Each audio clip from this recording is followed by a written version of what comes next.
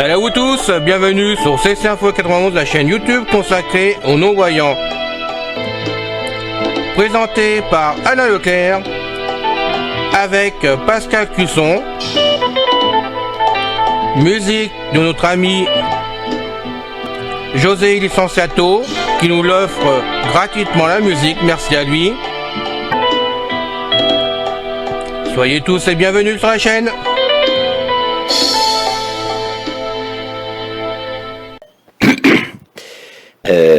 Bien le bonjour, chers auditeurs. C'est encore une fois Pascal Cusson parmi vous pour la chaîne d'info Ceci Info 91, chaîne YouTube créée par notre ami Alain Leclerc, destinée à vous informer sur une foule de sujets qui, nous pensons, peuvent vous intéresser.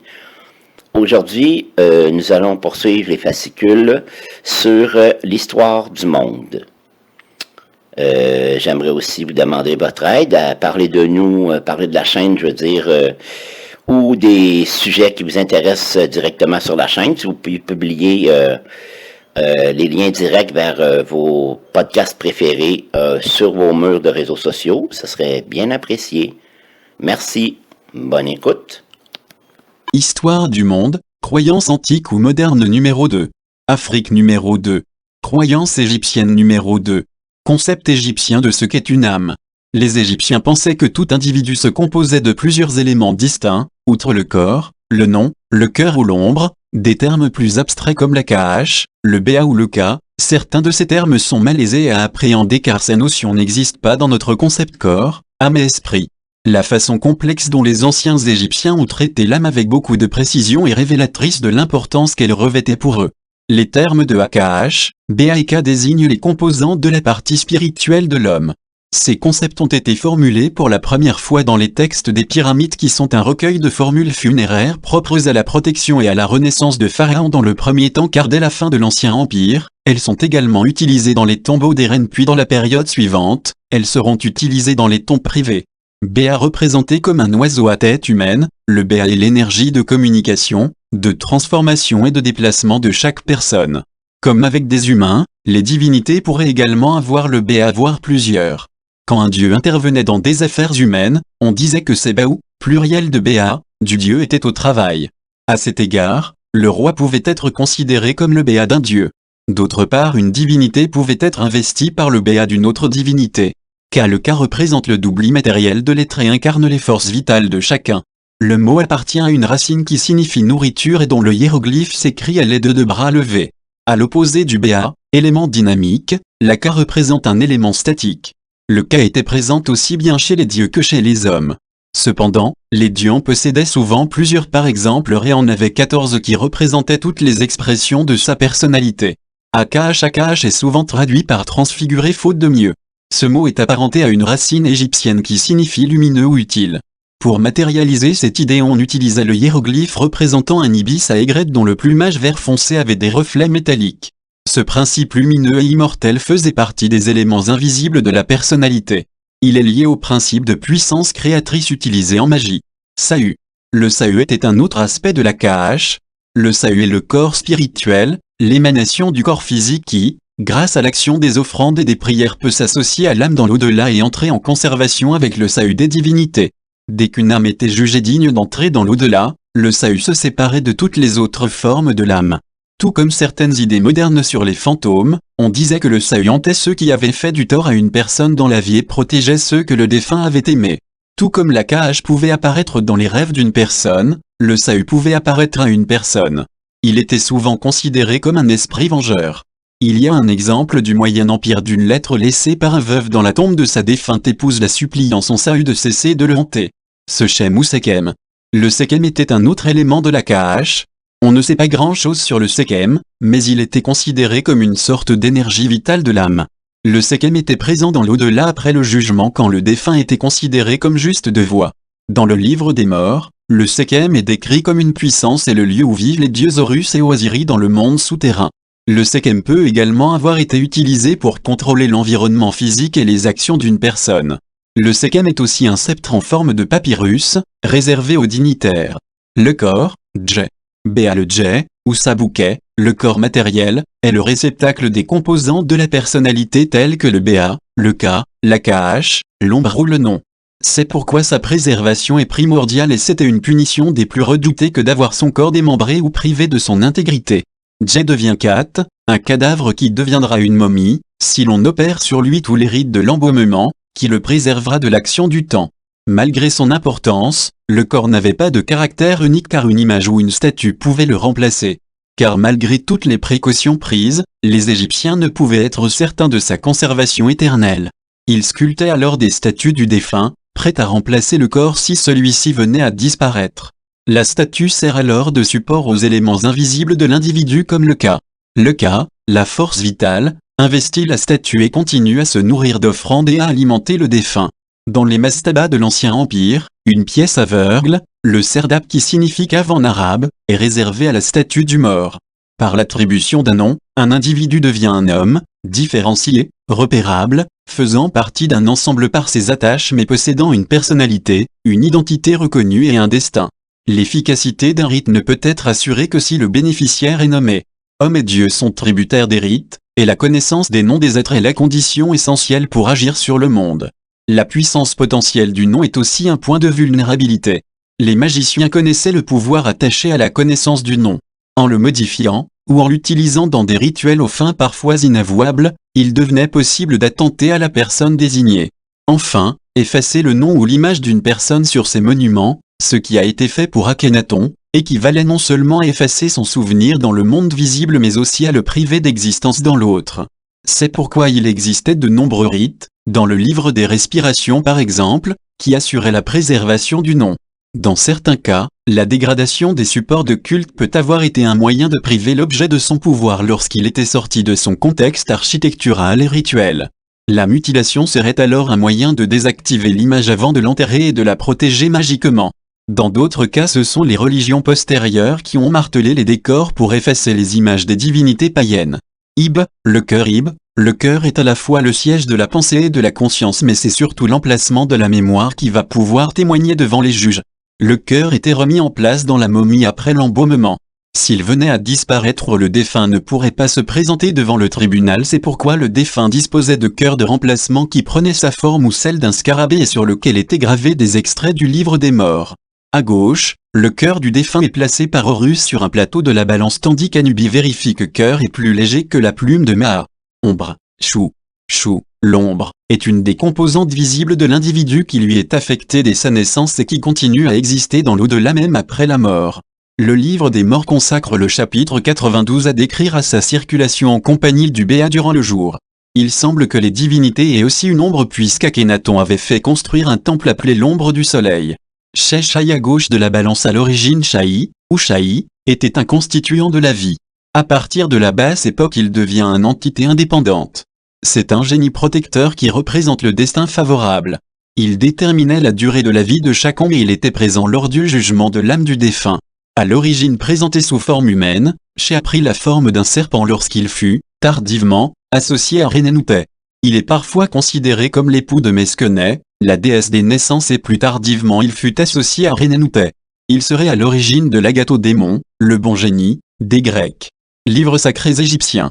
Les textes funéraires sont les plus anciens, car les plus nécessaires, les longues colonnes d'hiéroglyphes sculptés sur les parois intérieures des pyramides des rois des 5e et 6e dynasties, 2450 environ avant notre ère, comportent les formules, le récitatif qui permettront aux souverains défunts de rejoindre pour un voyage, chaque jour renouvelé, dans un cycle éternel, son père le soleil, Ré. Au début du Moyen Empire, 6 siècles avant notre ère, le dieu Osiris, dieu agraire à l'origine, dont la passion qu'il a soufferte et la résurrection qu'il a subie évoquent le cycle de la nature, entraîne dans son sillage un nombre croissant de fidèles, qui, suivant son exemple, peuvent désormais revivre. Un nouveau rituel naît alors, qui n'est plus du seul apanage royal, sculpté sur les parois intérieures des sarcophages, cuves de pierre, abritant la momie, il demeure encore idéologiquement tributaire des conceptions antérieures, mais annonce déjà les grandes compositions funéraires du Nouvel Empire. Les hymnes témoignent de l'existence ancienne d'un lyrisme poétique, la volonté fervente d'expression, faite d'images suggestives, peut dépasser les mots, l'élan de foi personnelle, transcender la formule. À partir de 1560 avant notre ère, en effet, près de chaque momie est glissé un papyrus, roulé et scellé, comportant incantations, prières, hymnes, tout le viatique verbal du défunt s'acheminant vers l'éternité, appelé par nous livre des morts. Ces papyrus révèlent la grande richesse spirituelle d'une pensée religieuse évoluant depuis 2 millénaires.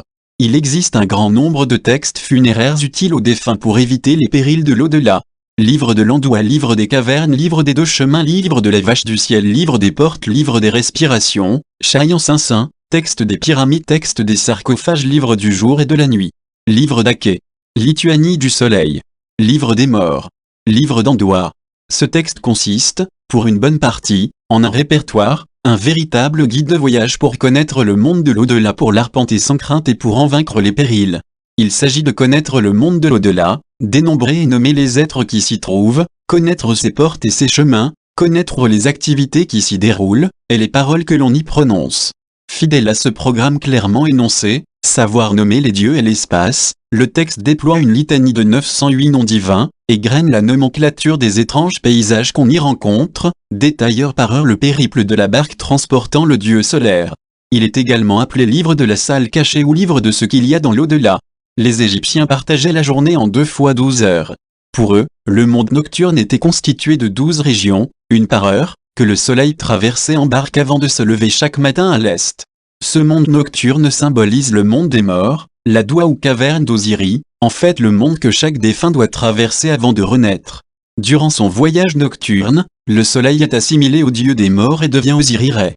Le pharaon défunt est comparé à cette double divinité avant de ressusciter, tel le soleil qui renaît chaque jour. Ce livre décrit les transformations que subit l'astre, ainsi que les forces maléfiques qu'il doit affronter, en particulier le gigantesque serpent Apophi qui cherche à l'anéantir et à provoquer ainsi le chaos sur la terre. Pour pouvoir lutter, le roi défunt, assimilé au soleil, est accompagné de divinités protectrices. Sa barque est tirée par des génies funéraires qui se trouvent sur la rive, tandis que son passage est salué par les autres défunts. Au début de la 18e dynastie, le livre de l'Andoua est le seul livre inscrit sur les parois des tombeaux. Il est entre autres conservé dans les sépultures de Toutmosis et d'Amenophi II, dans la vallée des rois. Livre des cavernes. Véritable guide de l'au-delà rédigé au début de la 19e dynastie qui, comme la plupart des autres livres funéraires de ce type, reflète par les mots et l'image les croyances égyptiennes concernant le monde souterrain de l'au-delà. Contrairement aux livres cosmographiques antérieurs, livre de l'Andoua, livre des portes, il comporte de nombreux discours du dieu solaire à l'adresse des créatures peuplant le monde souterrain, et insiste surtout sur les dieux étroitement liés au monde terrestre. La version la plus ancienne de ce livre se trouve dans le cénotaphe de Séti Ier Abydos. À la fin de la 19e et durant la 20e dynastie, il fera partie des décorations habituelles des tombes royales. C'est le plus étrange et le plus complexe des livres funéraires, reconnaissable à ses ovales, symbolisant le sarcophage ou une enveloppe de terre, dans lesquelles se trouvent des divinités, des animaux et des êtres de toutes sortes. Ré parcourt des zones qu'il est difficile d'associer à des heures de la nuit, car leur nombre et leur durée ne sont pas toujours précisés. Les représentations sont interrompues par des textes, souvent très obscurs et très répétitifs, donnant le nom des personnages.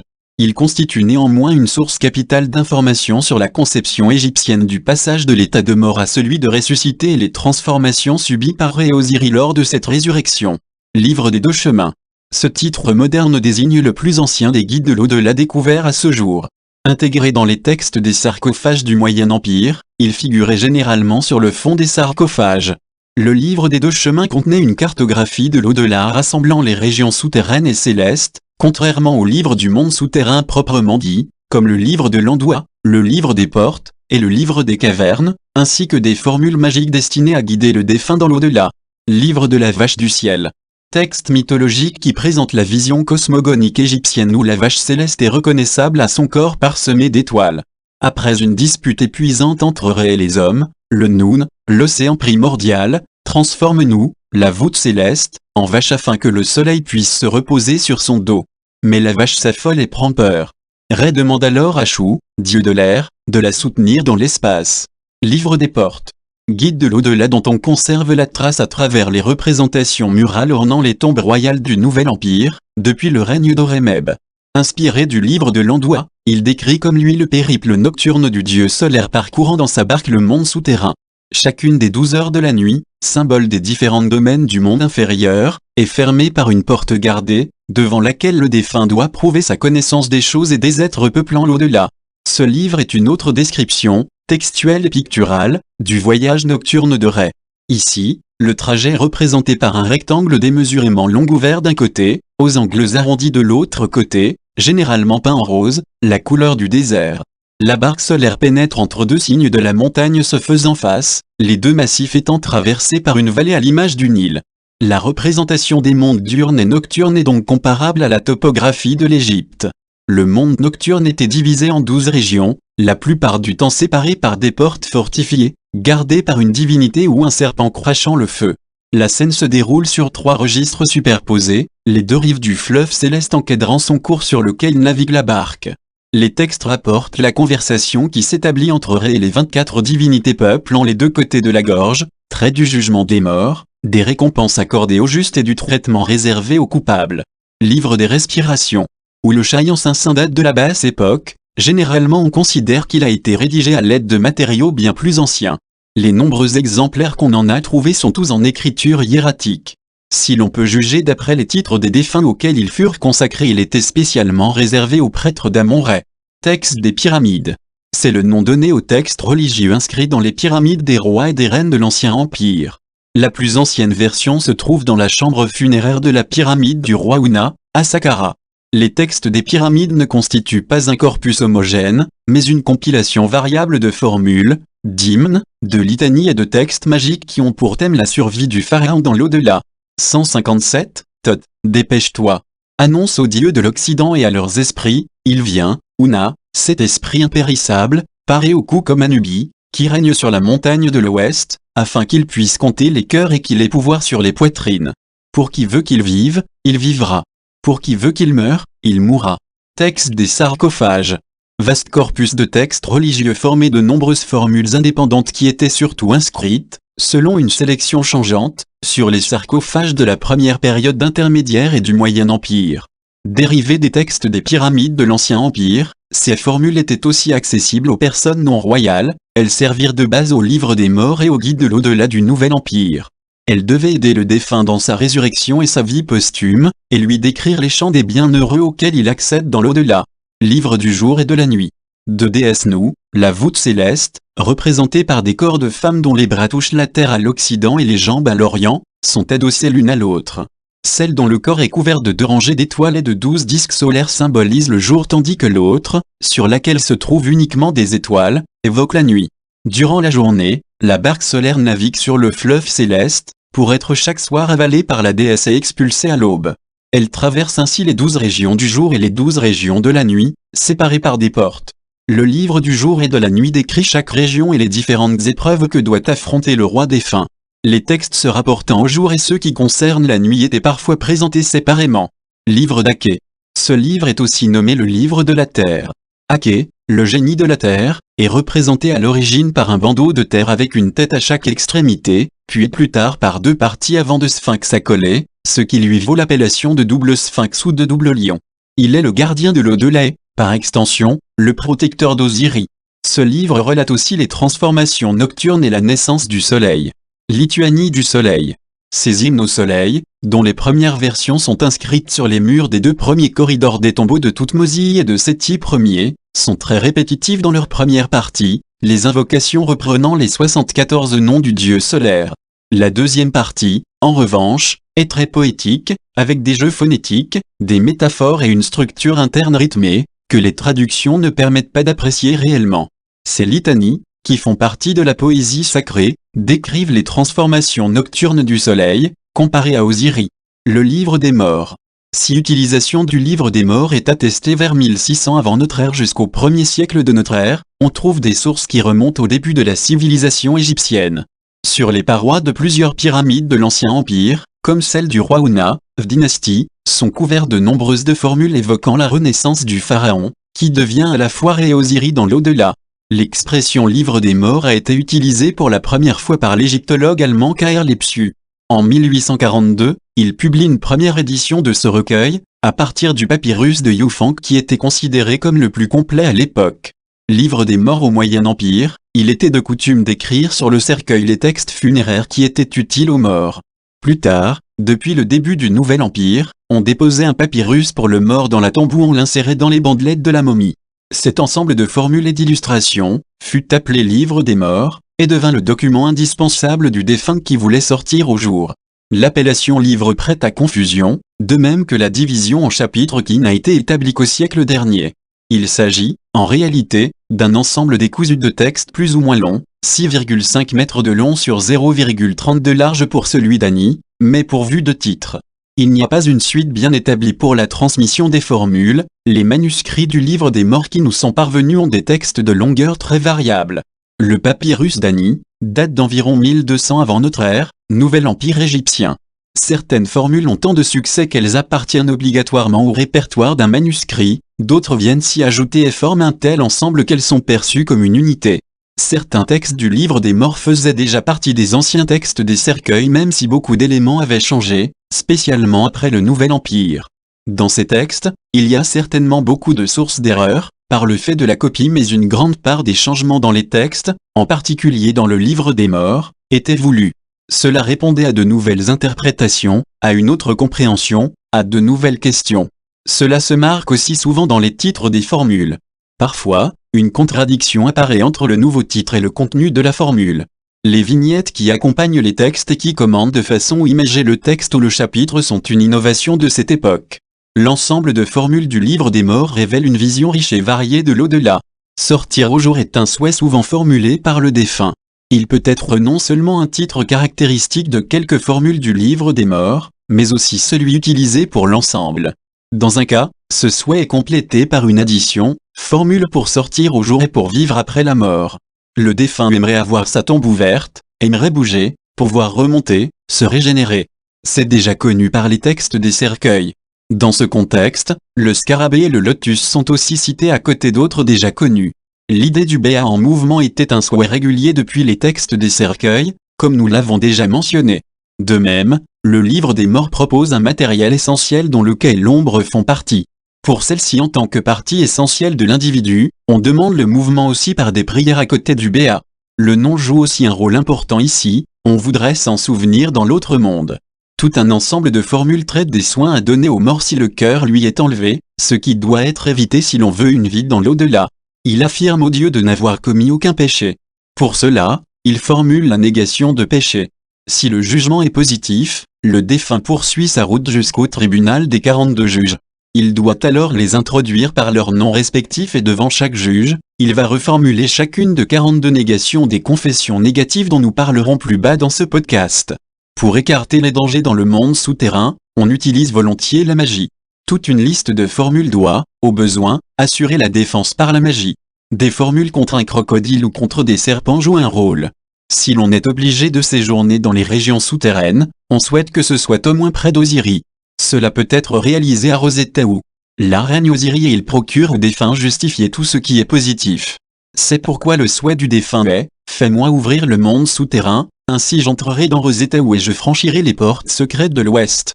Alors, je recevrai un gâteau, une cruche de bière et un pain comme c'est justifié qui entrent et sortent à Rosetta-Wu. » Dans cet ensemble de souhaits, on trouve aussi la formule pour entrer à Abydos et être dans la suite d'Osiris, là où la destinée du dieu se répète sous forme de drame, et le fait d'avoir été là est sanctionné par ce constat satisfaisant, j'ai été jugé et innocenté, j'ai puissance sur mes ennemis, les actes qu'ils avaient commis contre moi sont passés. Ma force et ma protection. Je suis le fils d'Osiris. Mon père a protégé son corps contre ses ennemis. Voilà le monde de l'au-delà selon le livre des morts. Il est à peine encore question de l'ancien souhait de séjourner au ciel. La participation à la course du soleil pour rajeunir apparaît cependant encore ici, je suis dans la barque et je dirige l'eau. Je suis dans la barque et je conduis le Dieu, déclare le mort satisfait. Le thème de beaucoup de formules du livre des morts est de naviguer dans la barque et écarter d'elle les dangers, afin d'éviter le banc de sable d'Apophis.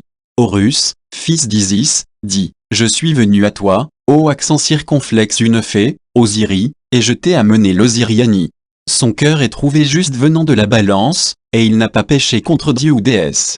Chandialou le justifié après un long et dangereux voyage, pouvait alors accéder au Chandialou, ou les champs des roseaux, à Aru, le paradis égyptien. Une fois arrivé, il entre par une série de portes dont le nombre exact varie selon les sources, entre 15 portes et 21 portes. Elles sont gardées par des génies. Ce lieu était généralement placé à l'est, là où le soleil se lève, et il était décrit des champs illimités de roseaux. Un terrain de chasse et de culture idéal permettait à des âmes qualifiées de vivre pour l'éternité. La partie où Osiris habitait est parfois connue sous le nom de champ des offrandes. Les confessions négatives. Quand le cœur du défunt est plus léger que la plume de Maat, l'âme du défunt est déclarée claire de voix. Il peut continuer son voyage, mais il doit d'abord faire le passage du jugement et de la confession négative. Il va devoir répéter sa confession devant les 42 juges en s'adressant à eux personnellement en citant leur nom avant chaque phrase. Je vous salue, en ETF, sortant de SAU, je n'ai pas accompli d'acte de violence. Salut, Dieu grand, Seigneur de vérité et de justice, Maître puissant. Voici que j'arrive devant toi. Laisse-moi donc contempler ta rayonnante beauté. Je connais ton nom magique et ceux de 42 divinités qui, dans la vaste salle de vérité-justice, t'entourent le jour où l'on fait le compte des péchés devant Osiris. Le sang des pécheurs leur sert de nourriture. Ton nom est, le Seigneur de l'ordre de l'univers dont les 2 yeux sont les 2 déesses sœurs. Voici que j'apporte dans mon cœur la vérité et la justice, car j'en ai arraché tout le mal. Je n'ai pas causé de souffrance aux hommes. Je n'ai pas usé de violence contre ma parenté. Je n'ai pas substitué l'injustice à la justice. Je n'ai pas fréquenté les méchants. Je n'ai pas commis de crime. Je n'ai pas fait travailler pour moi avec excès. Je n'ai pas intrigué par ambition. Je n'ai pas maltraité mes serviteurs. Je n'ai pas blasphémé les dieux. Je n'ai pas privé l'indigent de sa subsistance. Je n'ai pas commis d'actes exécrés des dieux. Je n'ai pas permis qu'un serviteur fût maltraité par son maître. Je n'ai pas fait souffrir autrui. Je n'ai pas provoqué de famine. Je n'ai pas fait pleurer les hommes mes semblables. Je n'ai pas tué ni ordonné de meurtre. Je n'ai pas provoqué de maladie parmi les hommes. Je n'ai pas dérobé les offrandes dans temple. Je n'ai pas volé les pains des dieux. Je n'ai pas dérobé les offrandes destinées aux esprits sanctifiés. Je n'ai pas commis d'action honteuse dans l'enceinte sacro-sainte des temples. Je n'ai pas diminué la ration de l'offrande. Je n'ai pas essayé d'augmenter mes domaines en usant de moyens illicites ni d'usurper les champs d'autrui. Je n'ai pas manipulé les poids de la balance ni son fléau. Je n'ai pas enlevé le lait à la bouche de l'enfant. Je ne me suis pas emparé du bétail sur les prairies. Je n'ai pas pris au piège la volaille destinée aux dieux. Je n'ai pas pêché de poissons avec des cadavres de poissons. Je n'ai pas obstrué les eaux au moment où elles devaient couler. Je n'ai pas coupé les barrages établis sur les eaux courantes. Je n'ai pas éteint la flamme d'un feu au moment où il devait brûler. Je n'ai pas violé les règles sur les offrandes de viande. Je n'ai pas pris possession du bétail appartenant au temple des dieux. Je n'ai empêché à un dieu de se manifester. Je suis pur. Je suis pur. Je suis pur. Je suis pur. J'ai été purifié comme l'a été le grand phénix d'Héracléopolis. Car je suis le Seigneur des respirations qui donne la vie à tous les initiés. Au jour solennel où l'œil d'Horus en présence du Seigneur divin sur cette terre, culmine à Héliopolis. Puisque j'ai vu culminer à Héliopolis l'œil d'Horus, puisse aucun mal ne m'arriver, ô accent circonflexe Dieu, ni dans votre salle de vérité-justice. Car je connais le nom de ces dieux qui entourent Maat, la grande divinité de la vérité-justice. Livre de sortir au jour, livre des morts. Chapitre CXXV. La confession négative. Psychostasie. La psychostasie, psyché, l'âme, estasie, pesage, est la pesée du cœur, voire concept métaphysique, lorsque le défunt est soumis au jugement du tribunal d'Osiris.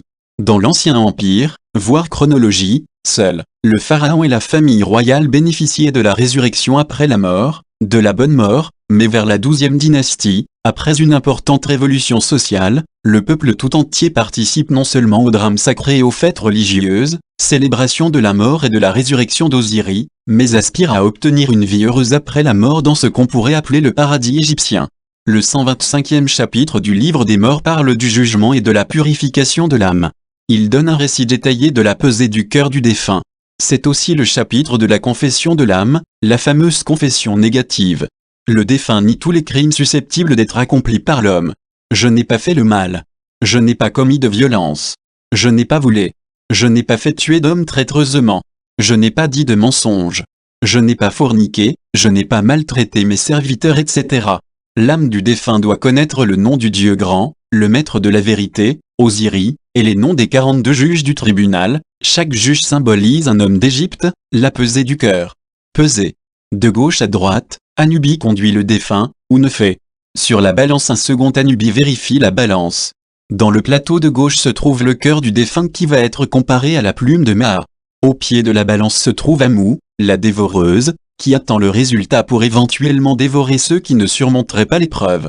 Tot enregistre le résultat. Si la plume Ma équilibre le cœur du défunt, l'âme devient Ma à accent circonflexe cœur roux, c'est-à-dire justifié, juste de voix dans la partie haute du papyrus. Le défunt adore un groupe de divinités comprenant Énéade d'Héliopolis 107. Le jugement. Pesé.